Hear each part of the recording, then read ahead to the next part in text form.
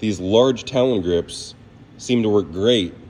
Sometimes on this type of vehicle, you can do this with the wheel on, and that's the best case scenario. But when tightening or loosening this axle nut or axle bolt with the brake rotor, it's a smart idea to actually bolt down the rotor to the hub. Otherwise, you're putting all that stress on the set screw.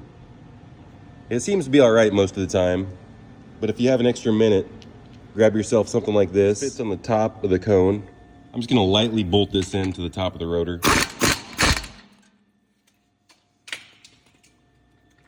They've also got a bearing that you can use that's to install lug studs. But if you got a nut, that works too. This is not good enough because it's still being held by that set screw.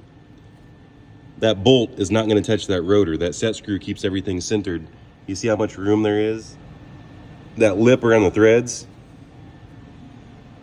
Anyway, the point of this video is these large Talon grips seem to work great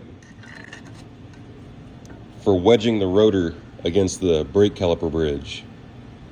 So now, you're not supposed to just zip this in with an impact. You're supposed to actually torque it. A lot of times you can't even get it out without a breaker bar. The impact won't do it, at least on one of these Audi VWs. So now I can really crank on it with my torque wrench and get it to factory spec. Just like that.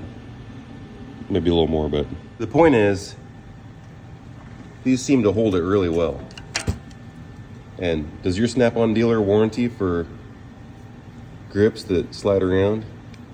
Or is that misuse and abuse? Warranty void.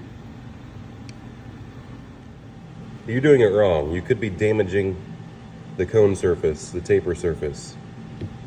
You're supposed to use this bearing tool.